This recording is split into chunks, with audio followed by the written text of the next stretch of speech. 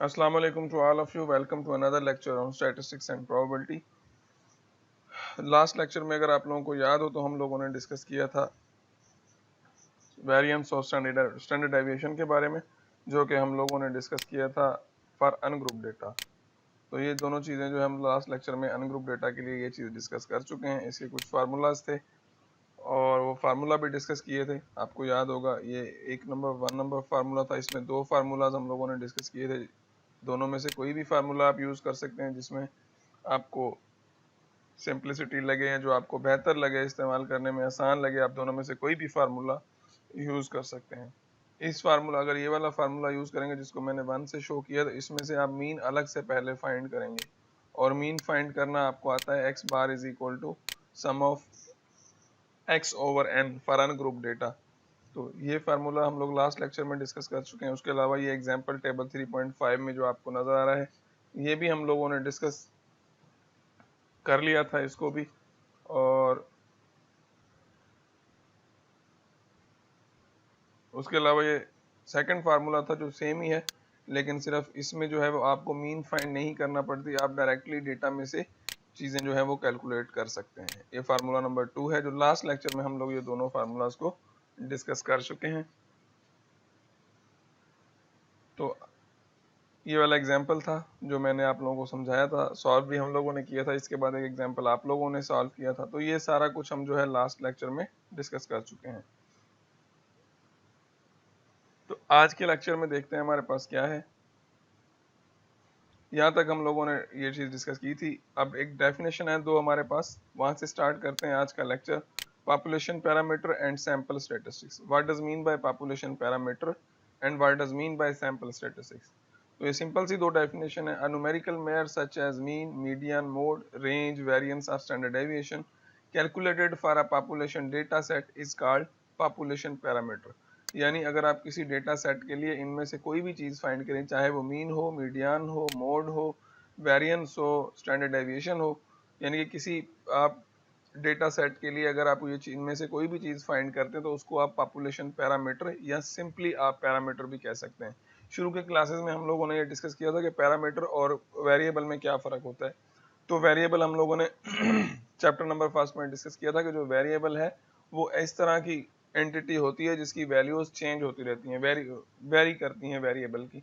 लेकिन पैरामीटर वो वैल्यू होती है जो हम लोग खुद कैलकुलेट करके किसी नंबर को या किसी वेरिएबल को असाइन करते हैं। तो आज देखें ये वही बात है कि आप क्या करते हैं। न्यूमेरिकल मेयर सच है, जिस तरह से आप मीन फाइंड कर लें किसी डेटा की, मीडियन फाइंड कर लें या मोड कर लें या इनमें से कुछ भी फाइंड कर लें, वेरिएंस, स्टैंडर्ड डेविएशन, किसी डेटा सेट के लिए अगर आप ये इनमें से कुछ भी कैलकुलेट कर रहे हैं तो इन सिंपल वर्ड्स वो जो है वो उसको आप कहेंगे कि वो पॉपुलेशन पैरामीटर है या वो सिंपली आपका पैरामीटर है।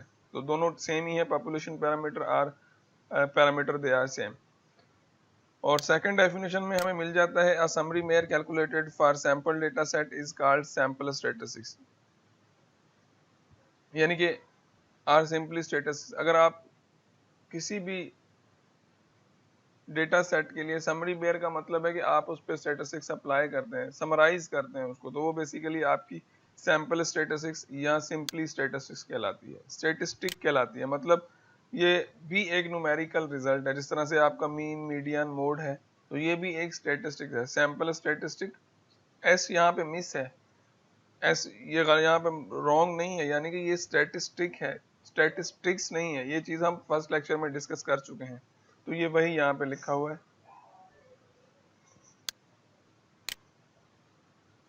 So now in today's lecture we are going to discuss about mean, variance and standard deviation for group data.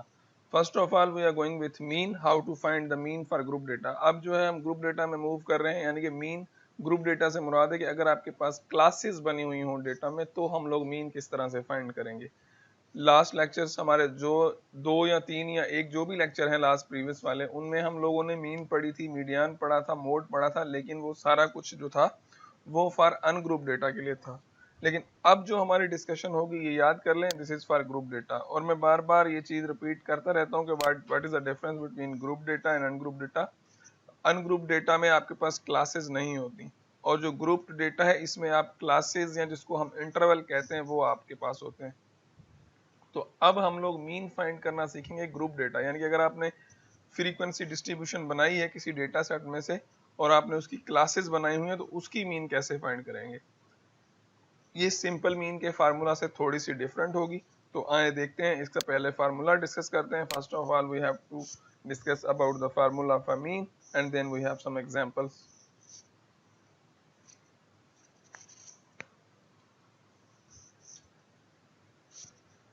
Mean for group data, calculating mean for group data. Mean for population, obviously अगर आप population के लिए use करेंगे mean के लिए तो mu का sample, और अगर आप लोग सैंपल के लिए करेंगे तो ग्रुप सॉरी एक्स बार, अगर आप सैंपल के लिए कर रहे हैं। अगर आपको मैं वापस ले जाऊं लास्ट लेक्चर में तो आपको याद होगा कि एक्स बार जो था फॉर अनग्रुप डेटा वो किसके बराबर था। आप क्या कर रहे थे उसमें, simply some of x over n, जितने भी x थे उनको सम करके n से डिवाइड कर देते थे। ये सिंपल फार्मूला था आपका, लास्ट लेक्चर में हम लोगों ने ये डिस्कस किया था सिंपल मीन। लेकिन अब अगर आप इस फार्मूला को जरा गौर से देखें तो इस फार्मूला में आपको थोड़ी सी एक्सटेंशन मिल जाती है, जिस तरह से summation of m into F,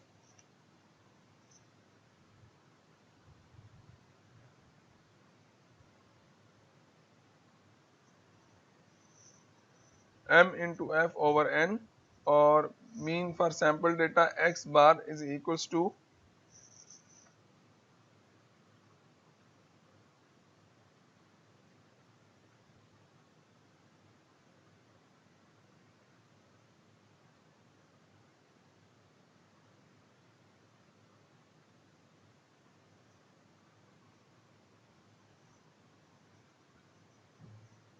now mean for sample data x bar is equal to summation of mf, where m, what is m, यहाँ पे m की जो है वो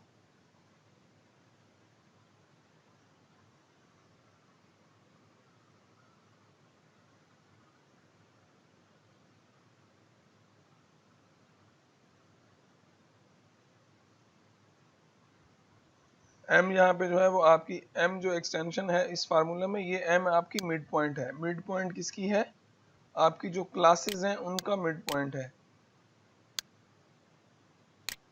यानी कि जो क्लासेस हैं आपकी उनका मिड पॉइंट है ये। और n जो है आपका यहाँ पे सम ऑफ फ्रीक्वेंसी है, यानी कि टोटल फ्रीक्वेंसी। वहां पे हमारे पास जो n था वो नंबर ऑफ ऑब्जर्वेशंस थी, यानी कि एलिमेंट्स की काउंटिंग थी। यहाँ पर जो n है ये आपका टोटल फ्रीक्वेंसी है, या सम ऑफ फ्रीक्वेंसी कह लें आप लोग। ये चीज़ें आपने यहाँ पे ख्याल रखनी है, ध्यान से इनको आपने यूटिलाइज करना है। बहुत से स्टूडेंट जो है वो यहाँ पे गलतियाँ कर देते हैं कि सिर्फ काउंटिंग करके क्लासेस लिख देते हैं, लेकिन ये क्लासेस यहाँ पे नहीं आएंगी। ग्रुप डेटा में जब भी n होगा तो वो समझ लें वो क्या होगा, टोटल फ्रीक्वेंसी, या आप इसको सम ऑफ फ्रीक्वेंसी भी कह सकते हैं। और सम यहाँ पे आप लिख सकते हैं SUM, सम। तो ये है आपका फार्मूला जो कि आज की क्लास में हम लोग यूज करने वाले हैं। आई होप कि आप लोगों को ये बिल्कुल समझ में आ गया होगा। Sum of m f, where m is the mid point of classes, f is the class frequency and n is total number of observations. अगर आप पॉपुलेशन के लिए यूज करेंगे दैट इज म्यू, और अगर आप सैंपल डेटा पे mean कर रहे हैं तो दैट इज x बार। तो आई होप कि आप लोगों को ये फार्मूला समझ में आ गया होगा। वेयर यहाँ पे लिखा भी हुआ है where m is the mid point और f is the frequency of the class. तो ये था फार्मूला। फार्मूला जल्दी से नोट कर लें किसी पेज पे, शायद आगे कोई एग्जांपल आप लोगों को खुद भी करना पड़े, तो इसलिए फार्मूला यहाँ से नोट कर लें जल्दी से, तो हम आगे बढ़ें।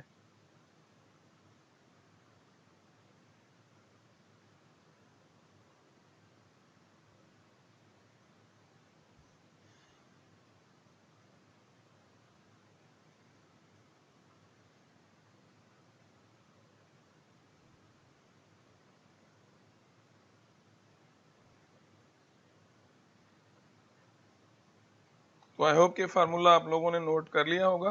तो अब आइए एग्जाम्पल की तरफ चलते हैं। ये टेबल 3.8 में हमारे पास कुछ डेटा है, और for homework for all 25 employees of company, 25 employee और कंपनी का कुछ डेटा है। तो इसमें हम लोगों ने कैलकुलेट क्या करना है, we are interested to calculate the mean of daily communication time. So let's have a look on example. चलते हैं एग्जांपल की तरफ, देखते हैं कि अभी क्या है इसमें।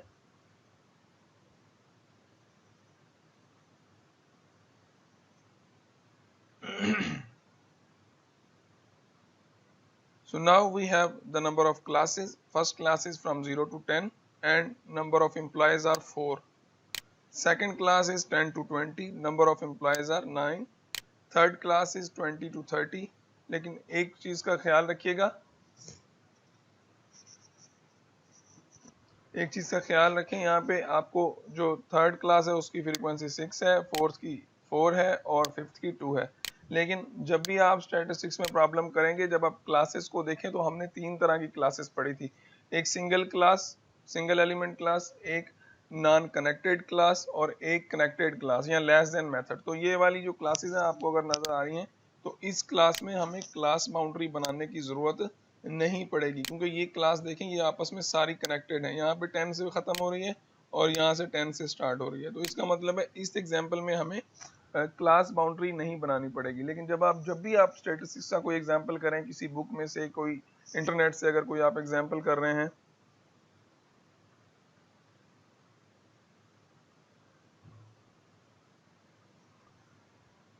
तो आप क्या करें, आप सिंपली उसको इस तरह से कर लें कि अगर तो वो कनेक्टेड है, यानी कि यहाँ पे आपको नजर आ रहा है फर्स्ट क्लास 0 to 10 है, दूसरी 10 to 20 है, तो यहाँ पे आपको क्लास बाउंड्रीज बनाने की कोई भी जरूरत नहीं है, क्योंकि ये क्लासेस ऑलरेडी स्मूथ हैं और आपस में कनेक्टेड हैं। तो इसमें आप लोगों को क्लास बाउंड्री बनाने की जरूरत नहीं पड़ेगी। तो एक तो ये चीज नोट कर लें, ये पॉइंट नोट कर लें, जब भी आप स्टैटिस्टिक्स से एग्जांपल करें, अगर क्लासेस कनेक्टेड नहीं है तो सबसे पहले क्लास बाउंड्री फॉर्म करके उसको कनेक्टेड बनाएंगे आप लोग। अदरवाइज अगर आप कनेक्टेड करने के बगैर क्लासेस पे फार्मूलाज को अप्लाई करना स्टार्ट कर देंगे तो इन द एंड आपके रिजल्ट सही नहीं आएंगे, क्योंकि क्लास विड्थ पे फर्क पड़ जाता है या मिड पॉइंट पे फर्क पड़ जाएगा। चलें जी, आ जाएं। अब यही वही चीज, उसी टेबल को हम लोगों ने जनरलाइज किया है, क्योंकि फार्मूला में हमें चाहिए था सम ऑफ एम और एफ ओवर, ये वाला आपका फार्मूला था जो आप लोगों को मैंने कहा कि पेज पे लिख लें, sum of m f over n. तो ये मैं फार्मूला यूज करने वाला हूँ। तो इस फार्मूला में आपको सबसे पहले क्या चाहिए, एम और एफ की प्रोडक्ट करके सम चाहिए और टोटल एन चाहिए। अच्छा, दूसरी बात ये लिखा हुआ है 0 to less than 10, इसका मतलब है कि आप इसको इस तरह से भी लिख सकते हैं, यानी कि कुछ बुक्स में ये इस तरह से नहीं लिखा होता, ये सिंपल ऐसे लिखा होगा 0 to 10 इंटरवल में, लेकिन इंटरवल की सैम्पल भी नहीं होती, सिंपल आप इस तरह से लिख सकते हैं। और यहाँ नीचे वाली क्लास जो सेकंड है इसको आप लिख सकते हैं 10 to 20। तो डोंट वरी, आप दोनों में से कोई भी तरीका यूज कर लें, दोनों ही बेस्ट हैं। But most of the statistics की बुक में जो मैंने राइट से लिखा है इस तरह से लिखा होता है, तो ये बात सेम है, इंटरवल ही है, आपने इसमें परेशान नहीं होना, ये सिर्फ थोड़ा सा अपने जहन में इसको सेट कर लें कि आप इस तरह से भी लिख सकते हैं। तो आ जाए, according to formula we need M, we need F. सबसे पहले एफ जो है ये तो हमें ऑलरेडी क्वेश्चन में गिवन था, तो हमने यहाँ पे रखा है इसको। और मैंने आपको कहा था कि ये एन है, ये बेसिकली आपका सम ऑफ फ्रीक्वेंसी होगा, ये याद रखें, क्योंकि यहाँ पे n लिखा है लेकिन इन द एंड यहाँ पे हम 25 रखेंगे। तो यहाँ पे ये n जो है ये सम ऑफ फ्रीक्वेंसी है, तो इसका मतलब है हमें फ्रीक्वेंसी का सम भी फाइंड करना पड़ेगा। तो जल्दी से इसको ऐड कर लें, 13 और 9 और 4 13, 13 और 6 कितने हुए 19, 19 और 4 23,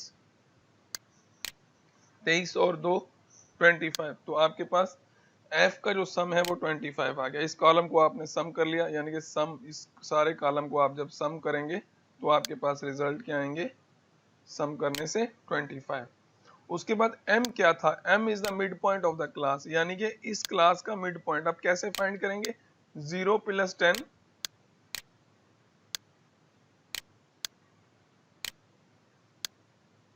0 + 10 डिवाइड बाय 2, तो 10 divide by 2 that is equals to 5। Perfect, ये देखिए मिड पॉइंट आ गया।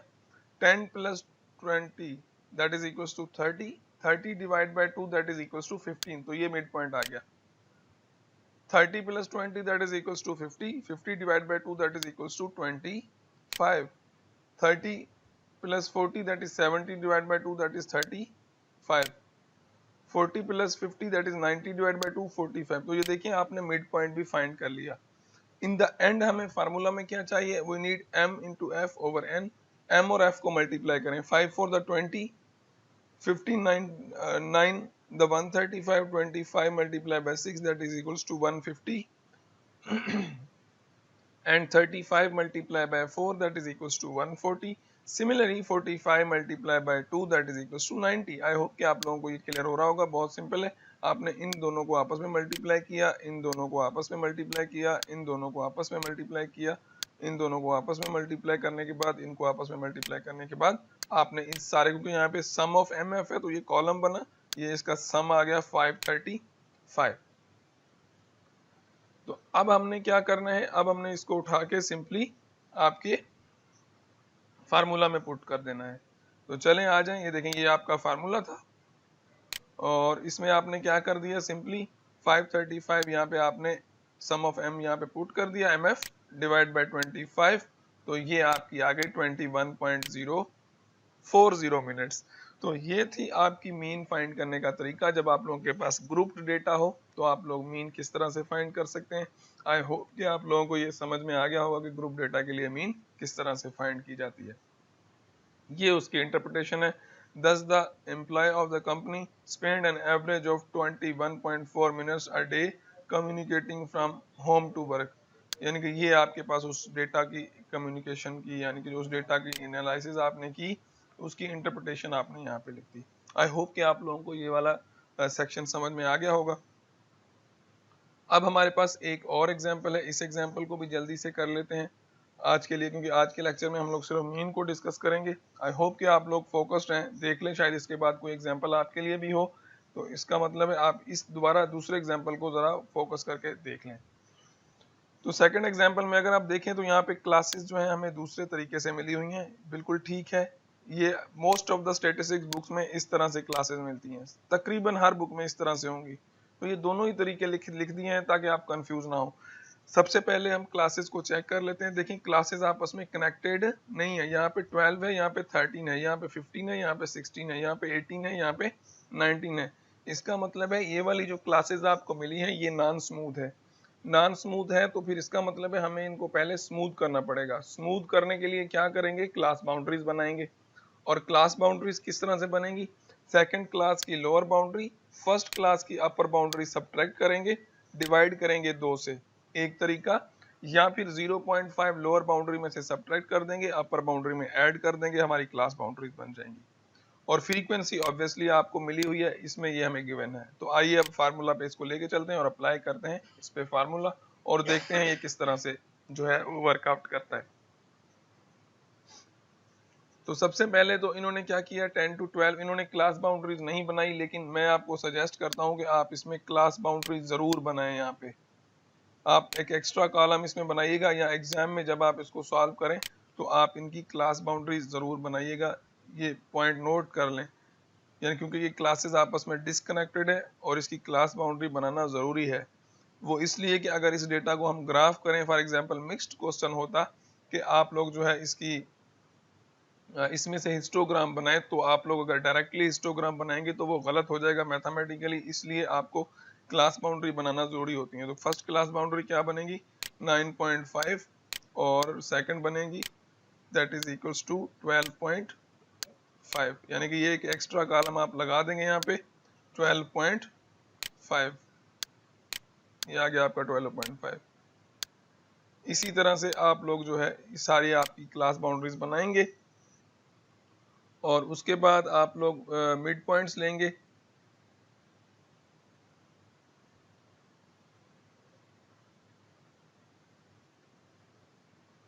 मिड पॉइंट लेंगे, आप इसको ऐड करेंगे, दोनों को ऐड करने के बाद डिवाइड करेंगे 2 से, मिड पॉइंट लेना अब आपको आ गया। फार्मूला भी आपको क्लियर है क्योंकि एफ फ्रीक्वेंसी है, एम मिड पॉइंट है। इन सब क्लासेस की मिड पॉइंट हम लोगों ने ली है। यहाँ पे ये देखें ये मिड पॉइंट्स हैं, यानी कि 10 + 12 22, या इसको ऐड कर लें, अगर क्लास बाउंड्री बनाई है तो इसको ऐड कर लें। 12.5 + 9.5 डिवाइड बाई 2, 12.5 + 9.5 मतलब ये 0.5 इधर गया, 13, 13 और 7 20, तो 2 22, 22 को 2 से डिवाइड करेंगे 11, परफेक्ट है, ये ठीक है बिल्कुल। आपको मिड पॉइंट लेना भी आ गया और फ्रीक्वेंसी का सम हम लोग कर लेंगे 50, और m और f को अब मल्टीप्लाई करें क्योंकि फार्मूला में हमें नीड है, और m और f मल्टीप्लाई करेंगे दैट इज 44, ये इसको ज़रब करेंगे 168, ये 340 और ये 280। जब इसको आप सम करेंगे इन द लास्ट सम करेंगे तो ये आ जाएगा 832। अब इसको पुट कर देंगे फार्मूला में, sum of m f over n is equal to 382 divide by 50 that is equal to 1.64। 16.64, I am sorry. So this is your average value. I hope कि आप लोगों को ये आइडिया हो गया कि किस तरह से वर्कआउट कर रही हैं चीज़ें, और ये जो है इसकी इंटरप्रिटेशन है। Thus this mail order company receives an average of 16.64 orders per day during these 50 days. तो ये कंपनी 50 दिन के अंदर में तकरीबन 16.4664 ऑर्डर्स, यानी कि 16 order, near about 17 order per day पे इनको रिसीव हो रहे हैं। तो ये है आपकी मीन वैल्यू। आई होप कि आप लोगों को समझ में आ गया होगा। ये है आपके बेसिक फार्मूला स्टैंडर्ड डेविएशन के। चलें, ये क्वेश्चन है, अब मैं आप लोगों के लिए छोड़ रहा हूँ। आप लोगों के पास 5 मिनट का टाइम है, आप जल्दी से ये वाला क्वेश्चन जो है वो अटेम्प्ट करें। स्क्रीन आपको शो हो गई है, और जल्दी से आप लोग जो है इसको अटेम्प्ट करने की कोशिश करें कि क्या आप लोग इस क्वेश्चन को अटेम्प्ट कर पाते हैं। इसमें से सिर्फ आपने मुझे मीन फाइंड करके देनी है। जल्दी से टेबल बना लें और अपने रिजल्ट्स जो हैं वो शेयर करें। Your time starts now. बस 5 मिनट।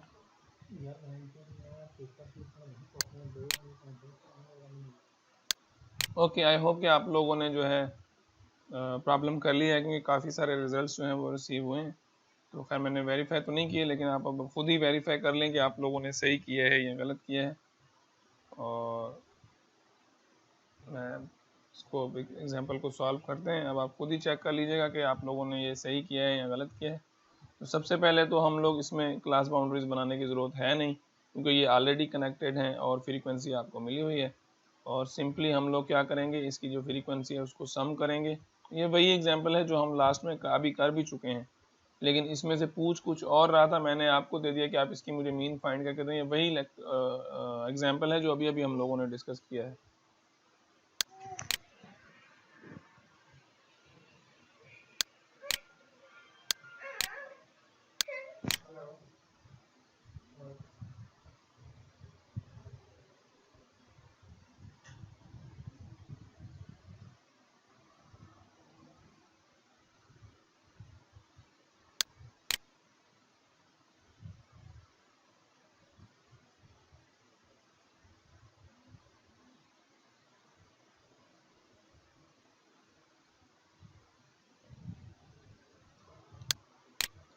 तो ये वही एग्जांपल है। सिंपली आप लोगों ने क्या किया, ये आपको फ्रीक्वेंसी मिली हुई है और ये उसकी मिड पॉइंट आप लोगों ने काफ़ियों ने भेजी हैं, वो ठीक है। एम और एफ को मल्टीप्लाई करेंगे, ये वाला सम आएगा। और एम, ये वाला कॉलम जो है लास्ट वाला, ये छोड़ दें क्योंकि ये इसमें एक्स्ट्रा है। ये कुछ और एग्जाम्पल है, इसमें हम कुछ और फाइंड करें। क्या समझ में नहीं आ रहा? हाँ, क्या समझ में नहीं आ रहा?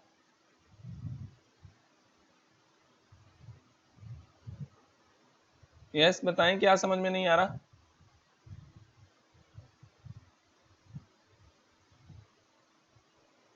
यस,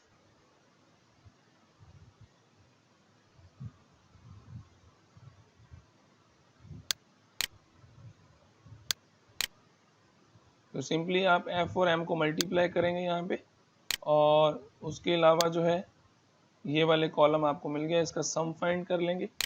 सम फाइंड करने के बाद आप टोटल 25 से डिवाइड कर देंगे। तो ये रहा आपका, ये तो आप वेरिएंस का फार्मूला है, ये यूज़ नहीं करेंगे आप। इसकी जो एवरेज है वो ये वाला एग्जांपल हम ऑलरेडी कर चुके हैं, यही है 16.64 आएगी। तो ये था आज का lecture. I think it's enough for the day. अब आ जाएं क्वेश्चंस की तरफ। अगर आपके जहन में कोई सवाल है तो वो डिस्कस कर लेते हैं।